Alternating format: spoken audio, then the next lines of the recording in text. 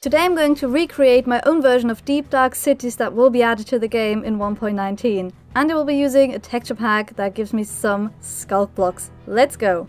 This is a 1.18 cave, and we are going to transform it into a deep dark city.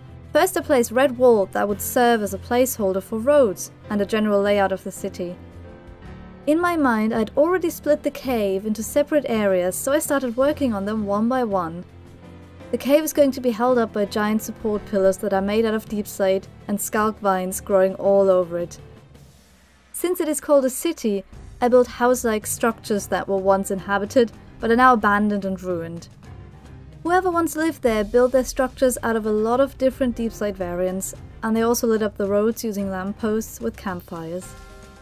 They lived a very simple life, as you can see by the interior that is just a bed and candles, but now it is overgrown by sculk blocks.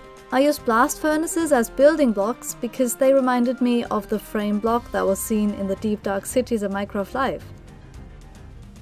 After I added some more details to the houses, I continued the roads that was made out of the 3 basalt variants.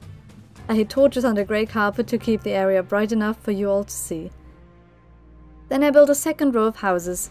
Make sure to stay until the end of the video to get a closer look at them all. I continued the road up behind the houses, and I placed smooth basalt pillars next to it because it made it stand out a lot more and gave me an opportunity to add lanterns and other details. I built a house in between the 2 giant pillars. This one was a bit bigger than the rest, and I could imagine the leader of the village living there. The next part of the city was divided into 2 platforms. One was at the bottom, underneath a road that was held up by pillars. This is where the poor people might have lived, all squeezed into a tiny space. The houses on top didn't look too good either, but they weren't as worn down as the rest. I then constructed the main road and built a few archways over it. They were mostly ruined and broken towards the end of the road. The road led to something that looked like a deep slate portal frame and sculk blocks growing behind and spreading out of it. I placed some candles and flowers to make it look like a shrine where the people worshipped the warden. More about my theory of who might have lived here later. As we all know, some sculk blocks can spread, for example when mobs die near it. I took inspiration from that and I built a giant sculk vine that spreads across the walls and ceiling of the cave. I also used twisting vines as decorative plant, since they have a similar color to the sculk blocks.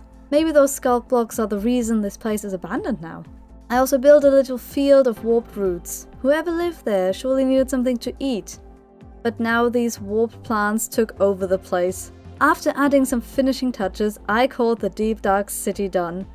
It is more of the size of a village, and speaking of village, I think that's what it might have been many years ago. I'm going to give you a little detailed tour of these builds, and while I do that, I'm going to tell you about my theory of how the Deep Dark Cities came to be. So my theory is that an ancient civilization used to live there many hundred years ago, before we discovered this world. They might have been villagers, or maybe even some sort of trolls that didn't like daylight, who lived a peaceful life underground with the warden as their protector, like an iron golem. Maybe they'd always lived alongside the sculk blocks or even used them to create incredible machines, but at some point they started spreading and took over. The air became toxic and turned their crops blue, which poisoned the villagers, so they decided to flee from their underground home to find a new place to live. The warden stayed behind to fight the spreading sculk plants, so the villagers had enough time to escape.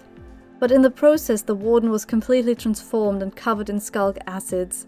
He now is a ruthless, blind creature that forgot that he once had a home and friends he cared for. But maybe one day he'll remember again. But until that day comes, we should all stay very, very far away from it. At least that is my theory. What do you think happened? Tell me about your theories in the comments, and I hope you liked this little remake of the Deep Dark Cities. Goodbye!